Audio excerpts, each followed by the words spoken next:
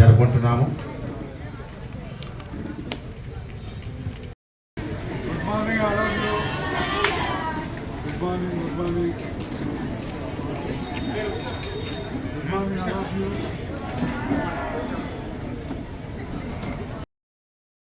విద్యార్థులకు, నాతోటి కళాకారులందరికీ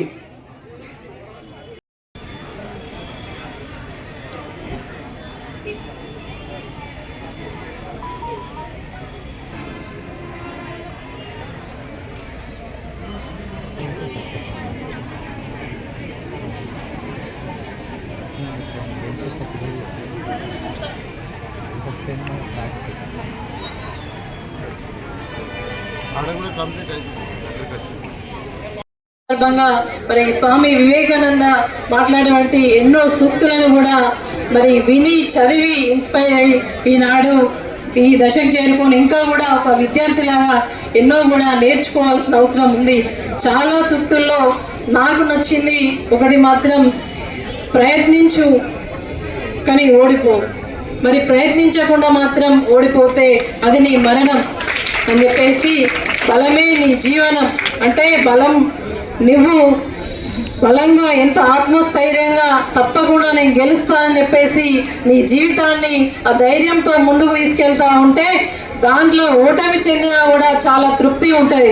కానీ గెలిచిన వాడికి మళ్ళా ఓడిపోతే ఎట్లా గెలవాలి అని చెప్పేసి దాంట్లో మాత్రం వాళ్ళకు ఏ విధంగా గెలవాలని వాళ్ళకు మరి ఓడిన దాంట్లో ఉన్నంత సంతోషం గెలిచిన దాంట్లో ఉండదు. ఎన్నిసార్లు ఓడినా కూడా మరి గెలిచేదాకా విశ్రమించొద్దు, ఆత్మస్థైర్యంతో పనిచేయాలి. ఎందుకంటే గెలుపు ఓటములు సర్వసాధారణం. ఓటమే మన జీవితానికి మెరుపు దిద్దే ఒక మెరుగులనిచ్చే విధంగా మన జీవితాన్ని మలుచుకోవాలి ఓటమే. కానీ నేను ఈసారి ఓడిపోయినా అని చెప్పేసి మనం నిరాశ చెందకుండా ప్రయత్నించాలి అని చెప్పేసి ఒక గొప్ప మాట చెప్పిండ్రు. అది ఏ ఫీల్డ్లో ఉన్న వారికైనా కూడా, చిన్న విద్యార్థి స్థాయి నుంచి అనేక రంగాల్లో ఉన్న వారికి కూడా ఇది వర్తిస్తాయి. తప్పకుండా కూడా ఎవ్వరు కూడా నిరాశ చెందద్దు. నాకు ఎగ్జామ్లో తక్కువ మార్కులు వచ్చాయని ఎప్పుడు కూడా నిరాశ పడవద్దు. చాలా మంది యువకులను చూస్తూ ఉంటే 10th ఫెయిల్ అయ్యి, ఇంటర్లో ఫెయిల్ అయినా తక్కువ మార్కులు వచ్చినాయి, మరి పక్క పంట వాళ్ళు ఏమనుకుంటారో, మా పేరెంట్స్ ఏమనుకుంటారో అని చాలా మంది బాధపడుతూ ఉంటారు. ఫర్ ఎగ్జాంపుల్ ఇక్కడనే మన స్టేజ్ మీద మన శాసనసభ్యులు సంజయ్ అన్న గారు 10th ఫెయిల్ అయ్యి డాక్టర్ అయ్యారు.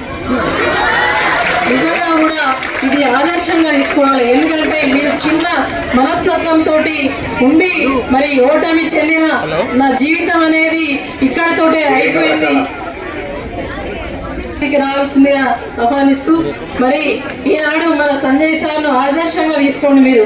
అంటే మళ్ళీ మామూలు డాక్టర్ అయ్యిండు అంటే చాలా గొప్ప డాక్టర్ అయ్యిండు. హస్తం అనేది సారు ఎవరికన్నా ఆపరేషన్ చేసినా కూడా ఒక్కటి ఫెయిల్ కాలేదు. అంటే అంత గొప్ప డాక్టర్ అయ్యిండు అని అంటే మరి ఎప్పుడు కూడా నిరాశ చెందలే. 10th ఫెయిల్ అయిన డాక్టర్ అయితే అనుకుంటారా? ఆ విధంగా మీరు ఈ యొక్క ఏజ్లో ఏం ఆలోచిస్తారు అంతే ఆలోచిస్తారు. మరి ఫెయిల్ అయితే పేరెంట్స్ ఏమనుకుంటారో అని ఆలోచించి చాలా పత్రికల్లో, చాలా న్యూస్లలో చూస్తాం. జీవితం చాలా గొప్పది. దేవుడు ఎవరిని ఊరికే పుట్టించాడు. ఎవరి జీవితంలోనైనా కూడా ఏదో ఒక శక్తి దాగి ఉంటుంది. అది వెలికి తీయడంలోనే మరి నువ్వు విఫలమవుతున్నావు అని చెప్పేసి గుర్తుంచుకోవాలి. మరి ఆ కెరటాన్ని చూసి నేర్చుకో అని చెప్పేసి చాలా గొప్ప మాట చెప్పిండ్రు.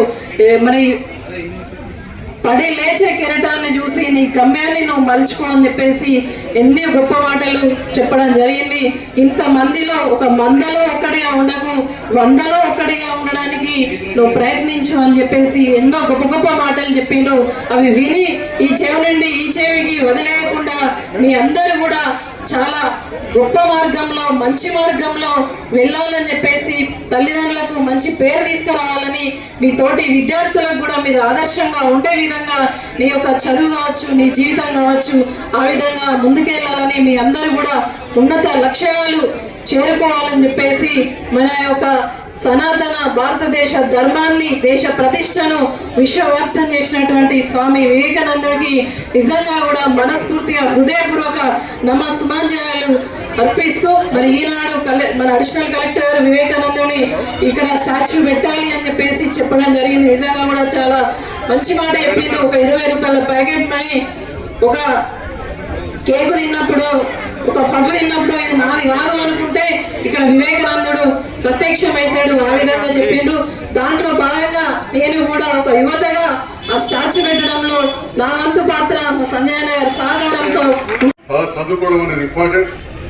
ఒకసారి శాసనసభ్యుని కానీ నేను ఇక్కడ పోటీ పరీక్షలకు రావడానికి నా వంతుగా అప్పుడు బీసీ వెల్ఫేర్ మినిస్టర్ గారితో మాట్లాడి ఒక బీసీ స్టడీ సర్కిల్ బుర్ర వెంకటేశ్వర గారితో మాట్లాడి బీసీ స్టడీ సర్కిల్ ఏర్పాటు చేయడం, గౌరవ మాజీ మంత్రి విశ్వనాథ్ గారితో మాట్లాడి ఎస్సీ స్టడీ సర్కిల్ ఏర్పాటు చేయడం, ఇవన్నీ కూడా చేయడం జరిగింది. మరి దాంతో పాటుగా nursing college, medical college, agriculture college బాగా అయింది. ఇక్కడ మా అశోక్ గారు ఉన్నారు. ఎస్కేఆర్ డిగ్రీ కాలేజ్ ఓల్డ్ స్టూడెంట్గా, నేను పూర్వ విద్యార్థిని. ఇక్కడే ఒక పూర్వ విద్యార్థిగా ఓల్డ్ స్టూడెంట్ అసోసియేషన్ ప్రెసిడెంట్గా ఈనాటికి నన్ను కూడా ఇచ్చి ఇంకా మరి యూనివర్సిటీ గ్రాంట్ కమిషన్ వస్తే మాట్లాడి చేసి 25 కోట్ల రూపాయలు మంజూరు చేయించామని చెప్పి సందర్భంగా తెలియజేస్తాను. ఇక్కడే రామా టాకీస్ ముందున్న మన ఉమెన్స్ డిగ్రీ కళాశాలకు కూడా యూనివర్సిటీ గ్రాంట్ కమిషన్ నుంచి అక్కడ పిఆర్ టీం వచ్చి 3 ప్రొఫెసర్స్ చాలా వేరే వేరే రాష్ట్రాల నుంచి వస్తే అప్పుడు అక్కడే ఉన్న ఒక డాక్టర్ గారిని ఒక సభ్యురాలుగా నేను మా జడ్పీ చైర్మన్ గారు అక్కడికి వెళ్ళి వారికి అన్ని విధాలు రిప్రజెంట్ చేసి వారు వచ్చే కంటే ముందే అక్కడ కాంపౌండ్ వాళ్ళు కావచ్చు, అవసరం ఉన్న క్లాస్ రూమ్స్ వేస్తే వాళ్ళ అమ్మాయిలు బాగున్నారు కాబట్టి చెప్తా ఉన్నాం. 5 కోట్ల రూపాయలు 5 crores we got sanctioned to that women's degree కళాశాల అని చెప్పి ఈ సందర్భంగా తెలియజేస్తుంది.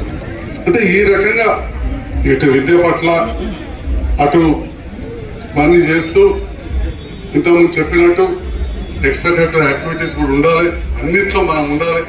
ఎవరి ధర్మాన్ని వాళ్ళు గౌరవించుకోవాలి, కానీ ఇంకొకరి ధర్మాన్ని మనం ద్వేషించదు. ఎవరి నమ్మకం వాళ్ళకు ఉంటుంది. మరి ఆ రకంగా ఉండాలని తెలియజేస్తూ మరి ఈనాడు జాతీయ యువజన దినోత్సవం ఇక్కడ వివేకానందుని విగ్రహాన్ని ఏర్పాటు చేయాలని చెప్పి అందరికి కూడా బలమైన కోరిక ఉంది. అది ఇప్పటిదే కాదు, మేము ఇప్పుడు 150వ జయంతి ఉత్సవాలు జరిపినప్పుడు కూడా అప్పుడు మేన మహేష్ గారు, నేను, డాక్టర్ శంకర్ గారు, మన వేణయ్య గారు అందరం కూడా అనుకున్నాం. 1-2 ప్లేస్లు అనుకున్నాం కానీ నిన్న రవి గారు ఇక్కడ ఏర్పాటు చేసుకున్నప్పుడు దీనికి పేరు పెట్టినాం కానీ ఇక్కడ రాలే, వేరే చోట అంటే అనుకున్న స్థలం దొరకలేదు. తర్వాత నేను రాజకీయాలకు రావడం అసలు అప్పుడే ఇంకా ఈజీగా ఉండేది అధికారంలో ఉన్నప్పుడు, పెద్దగా దాని రాలేదు. కానీ ఈ మధ్యలోనే చాలా మంది అడిగారు. మరి తప్పకుండా ఇక్కడ కొద్దిగా డిస్టర్బెన్స్ లేని ప్రాంతాల్లో స్టేట్ అక్కడ ఏర్పాటు చేస్తే బాగుంటుందని చెప్పి కూడా ఇంతకుముందు సూచన ఇచ్చారు. జడ్పీ చైర్మన్ గారు ఇంతకుముందు ఆ విషయం ప్రస్తావించారు. తప్పకుండా నాకైతే ఒక విగ్రహాన్ని కాదు, అసలు ఈ గ్రౌండ్ చాలా పెద్దగా ఉండే, దాని గురించి నేను మాట్లాడదలుచుకోలేదు. రకరకాల కారణాల వల్ల కొంత చిన్నగా అయిపోయింది. కానీ ఒక ధ్యాన కేంద్రం, ఒక మెడిటేషన్ హాల్ కూడా ఉంటే బాగుంటుంది. కానీ మన స్థలం ఎట్లా అవుతుందో చూడాలి. విగ్రహం మాత్రం పెద్ద విషయంగా తప్పకుండా చేద్దాం. చేసిన తర్వాతనే మళ్ళీ జయంత్యుత్సవాలు జరుపుకుందాం అని చెప్పి ఈ సందర్భంగా తెలియజేస్తూ నాకు ఈ అవకాశం ఇచ్చిన జిల్లా యోజన అధికారి రవి గారికి, వారికి సహకరించిన మా పీఈటీస్ అందరికీ పేరు పేరున హృదయపూర్వక ధన్యవాదాలు తెలియజేస్తా ఉన్నాను. యువత అందరికి కూడా మరొకసారి శుభాకాంక్షలు. నడవగానే ఉరికిందా 1 దక్కల వాళ్ళే, మీ అమ్మ జల్ది పట్టుకోవాలి. అట్లనే డాక్టర్ కూడా నిలబడతారు. కానీ ఈనాడు ఒక 70,000 ఆపరేషన్లు చేసి మనకు కూడా ఒక గమ్యం ఉండాలి. నేను ఎమ్మెల్యే అయినా కావచ్చు, 1,00,000 ఆపరేషన్ వేయాలని చెప్పి నిర్ణయించి ఇంకో 30,000 చేసుకోవాలి. ఆ భగవంతుడి శక్తి అని చెప్పి కోరుకుంటాను. అట్లనే మీరు కూడా ఒక పెద్ద ఏం పెట్టుకోవాలి. ఎట్లయితే తెలంగాణ రాష్ట్ర తొలి ముఖ్యమంత్రి గారు తెలంగాణ రాష్ట్రాన్ని ముందుకు తీసుకుపోవాలని చెప్పి ఎప్పుడు కూడా ఒక బెంచ్ మార్క్ పెద్దగా పెట్టుకున్నారు. చాలా వరకు రీచ్ అయ్యారు. కానీ ఆ రీచ్ గా దాన్నే చాలా మంది మాట్లాడారు. మరి అట్లా మీరు కూడా అబ్దుల్ కలాం గారు చెప్పినట్టు కలలు కానండి, దాన్ని సాకారం చేసుకోవడానికి మీరు కష్టపడండి. వివేకానందుడు మరి చిన్న వయసులో తమ్ముడు చెప్పినట్టు ఒక వివేకవంతుడు. మరి వారు అంత చిన్న వయసులోనే ఎంతో జ్ఞానాన్ని సంపాదించుకొని ప్రపంచ దేశాలకు తెలియజేశారు. మరి ఇక్కడ జగిత్యాల జిల్లా కేంద్రంలో ఇంతకు చెప్పినట్టు ఇటు ఆడుకోవడానికి మైదానాలు బాగా చేయడం కావచ్చు, జిమ్లు చేయడం, వాకింగ్ ట్రాక్, ఎస్కేఎన్ఆర్లో రన్నింగ్ ట్రాక్, దాంతో పాటుగా ఇండోర్ స్టేడియం దాదాపు పూర్తి అయిపోతూ ఉన్నది. మంచి లైబ్రరీని కూడా జగిత్యాల పట్టణంలో దరూర్ క్యాంపులో దాదాపు ₹1 కోటి నిర్మాణం అవుతుంది. అదనంగా ఇంకా ₹2 కోట్ల కూడా మన అధికారులు లైబ్రరీ డిపార్ట్మెంట్ కు సమకూర్చి ఇచ్చినందుకు కూడా నేను అధికారులకు కూడా ధన్యవాదాలు తెలియజేస్తాను. ఎందుకంటే మీ అందరికి తెలిసి అన్ని మీకు రోజు స్కూల్లో చెప్పేటి. ఇప్పటి వరకు దాదాపు 1.5 గంట, దాదాపు గంటన్నర పైన కూడా ఈ యువజన దినోత్సవాల గురించి కావచ్చు, యువతలోని కొన్ని ప్రతిభలను ఆట పాట ద్వారా కూడా ఇక్కడ మీకు ప్రదర్శింపజేయడం జరిగింది. దాంతో పాటుగా యువత ఏ విధంగా ఉండాలి, మీ భవిష్యత్తు ఏ విధంగా మంచుకోవాలనే విషయాన్ని కూడా వేదిక పైన పెద్దలు కొన్ని మిమ్మల్ని వివరించారు. మరి ఇవాళ చూస్తూ ఉన్నాం, అంతకుముందు కాదు లెక్క కాదు, కొద్దిగా లేవగానే ఏదో ఒకటే పాఠ్య పుస్తకం చదువుకోవాలి, చదువుతూనే తెలుస్తుంది, లేదా ఎవరిని అడిగితే తెలుస్తుంది కాదు. ఇవాళ దాదాపు మీ అందరి చేతుల్లో స్మార్ట్ ఫోన్లు ఉంటా ఉన్నాయి. దాదాపుగా విధి లేని పరిస్థితుల్లో కరోనా వచ్చినప్పుడైతే ఇక అందరూ కుడిపియాల్సిన పరిస్థితి కూడా వచ్చింది, ఎందుకంటే స్కూల్ బంద్ ఉంటుంది. సో ఆ స్మార్ట్ ఫోన్లో ఎన్నో మనం మంచి కూడా తెలుసుకునే దాంట్లో ఒకటి ఈరోజు ప్రపంచానికి ఆదర్శమైన వివేకానందుడి గురించి కూడా ఎన్నో విషయాలు మనం నేర్చుకోవచ్చు. ఇవాళ వివేకానందుడు కాషాయం ధరించిన అమెరికా వెళ్ళి మన భారతీయ సంస్కృతి గురించి, హిందూ ధర్మం గురించి మాట్లాడినా కానీ అక్కడ వెళ్ళి వేరే మతాలను ఎక్కడ కూడా ద్వేషించిన సందర్భాలు లేవు. మరి అక్కడ వెళ్ళి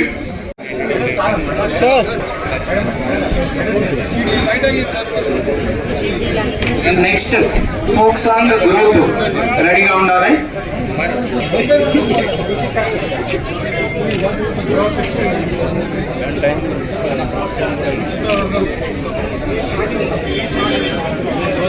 folk song group Rajinikanth, Nitin, Rakesh, Mamata, Rakesh, Meghamala, Tanuja, Srilekha, Vinay, Sairaj రెడీగా ఉండాలి.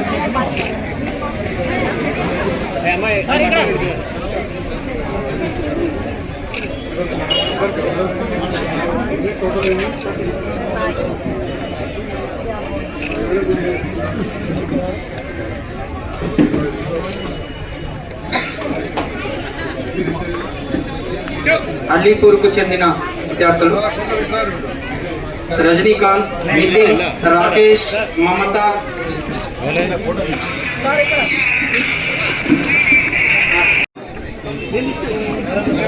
Folk song individual Gudibandula Ruchitha. Folk song individual Gudibandula Ruchitha. Sherla Keerthi, story writing.